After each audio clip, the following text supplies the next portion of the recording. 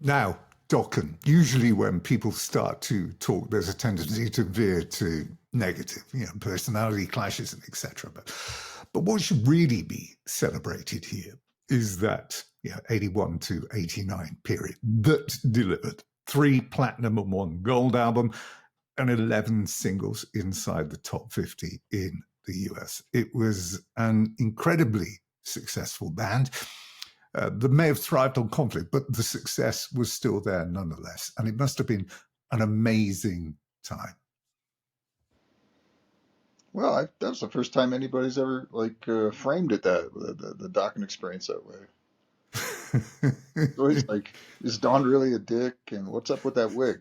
I mean, like, who cares? No, he's not a dick. And what's wrong with losing your hair as you get older? I mean, it's okay for Bruce Willis. But the time, Actually, though, it's a sign of virility.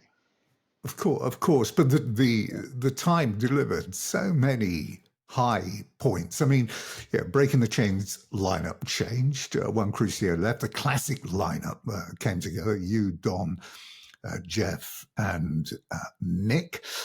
And people forget that the critics were on board as well. I mean, you got great reviews. I mean, Martin Popoff was one of the standout critics whose prose were devoured every week. And looking back at some of what he wrote, he said early on, about 83, 84, he said, this band is on a par with Van Halen for that live feel.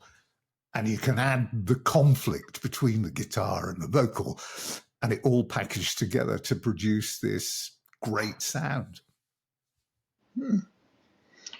Wow. Okay. Yeah, I've over the years, over the decades, I've had sort of, come to appreciate the better aspects of the experience.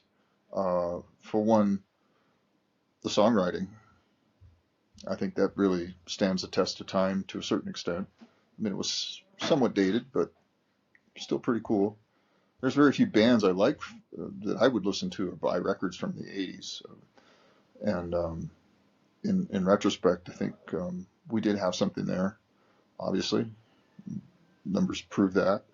People still like those songs. I don't know if we're really on par with Van Halen. I don't agree with that statement, but that's very nice of him to say that. We didn't have David Lee Roth, and I'm no Eddie, so. But, we had a different thing, and it was cool. And